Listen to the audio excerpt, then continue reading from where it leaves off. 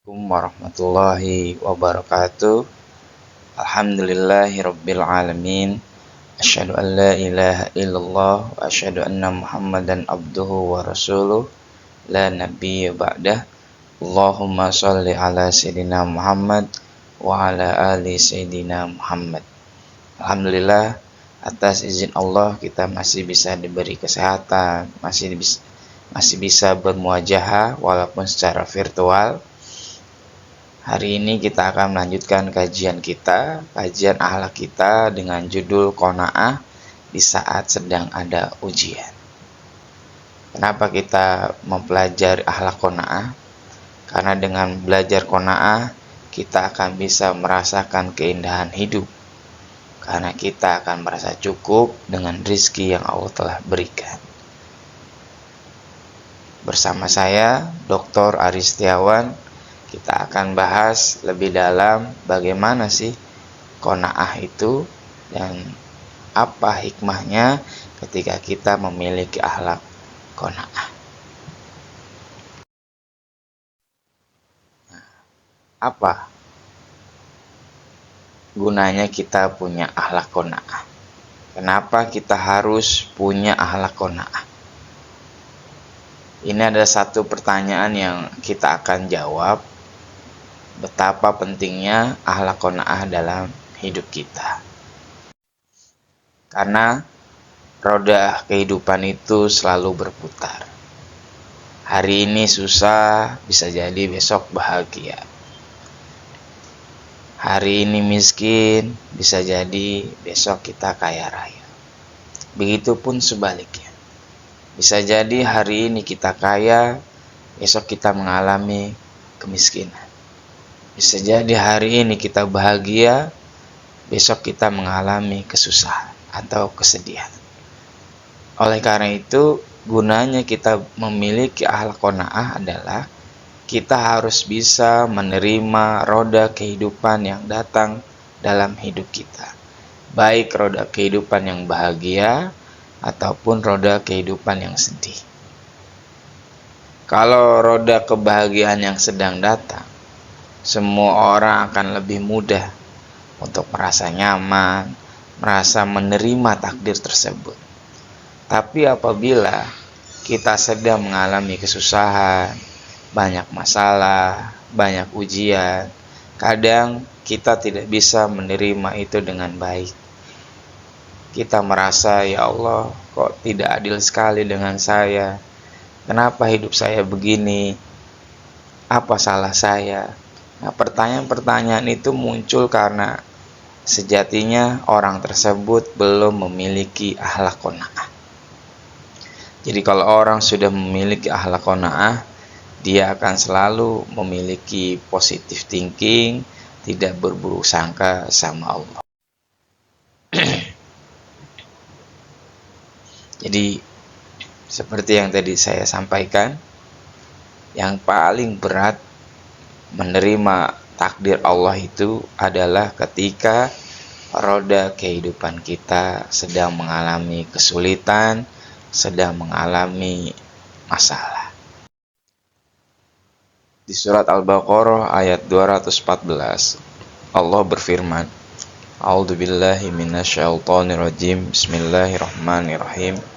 Am hasibatum an tadkhulul jannah walamma ya'tikum masalul ladzina khalau min qablikum matsatshumul ba'sa wad-dharra wazulzilu hatta yaqular rasul wal ladzina amanu ma'ahu mata nasrullah.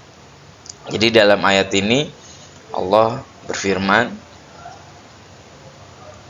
jangan kalian merasa dirimu akan memasuki kehidupan bahagia, akan memasuki surga. Walamma sebelum ya'tikum datang kepada roda kehidupan kalian, masalul ladzina khalau min qablikum, seperti orang-orang yang terdahulu. Seperti apa? Masat sumul ba'sa wad-dharra. Jadi orang-orang terdahulu sama mengalami roda kehidupan yang berat, mengalami roda kehidupan yang sangat pedih. Yang wazulzilu yang mengguncang perasaan mereka, mengguncang hati mereka, mengguncang kegelisahan mereka. Karena mereka benar-benar merasakan keberatan ujian dan cobaan yang Allah telah berikan dalam hidup mereka. Sampai-sampai Rasul pun mengalami hal yang demikian.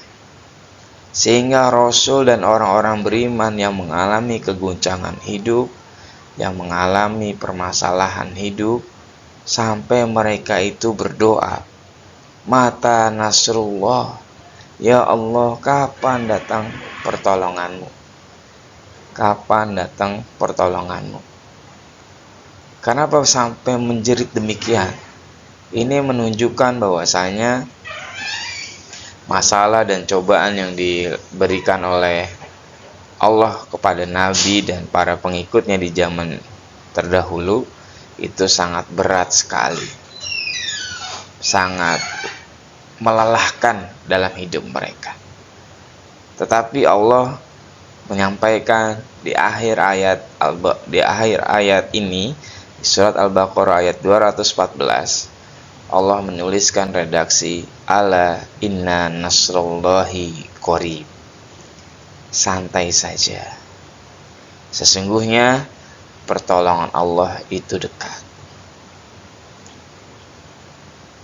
Jadi inilah statement yang membahagiakan, berita yang membahagiakan bagi para hamba-hamba Allah, wabil khusus Nabi dan para pengikutnya terdahulu. Kenapa mereka bisa qanaah? Kenapa mereka bisa menerima keadaan roda kehidupan yang pahit itu yang sedang mereka alami? Mereka bisa teguh bertahan karena Allah menjanjikan, "Ala inna nasrullahi qarib." Karena Allah menjanjikan kepada mereka bahwasanya Allah itu akan menolong hamba-hambanya yang sedang mengalami kesusahan. Dan itu adalah pasti. Itulah yang membuat para nabi terus berikhtiar yang terbaik. Itulah yang menyebabkan para rasul terus berdoa kepada Allah tanpa ada rasa putus asa, tanpa ada rasa buruk sangka sama Allah. Karena Nabi, Rasul, dan para pengikutnya di terdahulu, mereka meyakini bahwasanya pertolongan Allah itu pasti hadir. Pertolongan Allah itu pasti akan datang di waktu yang tepat. Ini yang harus kita garis bawahi adalah pertolongan Allah itu datang bukan di saat kita inginkan, tetapi pertolongan Allah itu akan datang di saat yang tepat, di saat benar-benar kita butuhkan. Contoh, pada saat perang Badar, para kaum muslimin dengan jumlah 300 orang melawan 1000 orang. Karena di situ para kaum muslimin itu sedang mengalami kesulitan, Allah langsung datangkan pertolongan itu. Allah kirim 2000 hingga 5000 malaikat, dan alhamdulillah di saat itu kaum muslimin mengalami kemenangan. Jadi ibrah dari peristiwa ini adalah, ya kita bisa mengambil hikmahnya adalah sesulit apapun roda kehidupan kita saat ini, sejatinya itu sudah rancangan dan kepastian dari Allah. Jadi tidak semerta-merta kesulitan, cobaan itu datang tanpa seizin Allah. Oleh karena itu, mari kita tumbuhkan rasa qanaah kita, rasa penerimaan terhadap takdir yang Allah telah berikan kepada diri kita. Sehingga dengan kita memiliki rasa qanaah tersebut, kita memiliki rasa menerima, legowo, itu hidup kita akan lebih tenang. Karena Allah menjanjikan di surat Al-Baqarah 214, sesulit apapun hidupmu, Allah pasti menolongmu. Sehingga ketika kita bisa qanaah di saat kita lagi ada masalah, ada 3 hikmah yang bisa kita ambil. Yang pertama adalah sabar. Ya, ini yang pertama adalah sabar. Karena kalau orang yang tidak punya qanaah, tidak akan ada namanya kesabaran. Pasti akan teriak, pasti akan mengeluh, ya Allah ini kenapa, ya Allah ini kenapa. Dan endingnya bisa menjadi tidak sholat lagi, karena merasa kecewa, merasa putus asa akan rahmat Allah. Percuma saya ibadah, percuma saya berdoa, Allah tidak mendengar. Untuk apa saya berdoa, untuk apa saya ibadah? Statement-statement inilah yang lahir ketika orang tidak memiliki kesabaran, yang cikal bakalnya yaitu adalah rasa qanaah itu sendiri. Jadi kalau orang tidak qanaah, tidak menerima takdir yang sedang ada dalam dirinya, maka rasa sabar itu tidak akan ada. Sehingga kalau kita punya rasa qanaah, menerima ini adalah ketentuan Allah, kita akan menjadi orang-orang yang sabar. Hikmah yang kedua yaitu adalah kita akan selalu berpikir positif. Kenapa? Tadi di surat Al-Baqarah ayat 214 Allah mengingatkan kita bahwasanya seberat-beratnya masalah kita, Allah pasti akan menolong. Ala inna nasrallahi qarib. Ketahuilah bahwasanya pertolongan Allah itu sangat dekat. Sehingga kita akan terus berpikir positif, Allah pasti menolong kita. Dan endingnya memang akan selesai masalah yang kita hadapi. Karena kan Allah gimana prasangka hambanya. Kalau hambanya berprasangka baik, maka Allah akan memberikan yang baik. Kalau kita berprasangka buruk, maka Allah juga akan memberikan hal yang buruk juga. Oleh karena itu, hikmah yang kedua, ketika kita bisa qanaah di saat ada masalah, kita bisa terus berpikir positif. Dan yang terakhir, yaitu adalah kita tidak akan pernah bosan untuk berikhtiar. Kita tidak menyalahkan siapapun, kita tidak akan menyalahkan keadaan, tapi kita akan terus memiliki daya juang untuk berubah, untuk merubah nasib, untuk mengubah keadaan sekuat tenaga yang kita mampu.